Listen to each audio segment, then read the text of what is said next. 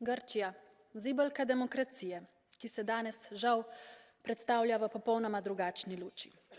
Svoboda medijev je pod močnim vplivom globoko zakoreninjenih sistemskih ovir, ki izvirajo iz pomankanja medijskega pluralizma in oligarhične lastniške strukture medijskih hiš, ki diktirajo njihovo uredniško politiko, da o političnem in gospodarskem pritisku na novinarje ter posledični težavi samocenzure sploh ne govorim. Umor novinarja Giorgosa Karajvaza ostaja nerešen. Novinarji se soočajo s številnimi sodnimi postopki, neutemeljenimi, zato da se jih utiša. In vse to onemogoča pogoje za neodvisno ali kritično poročanje.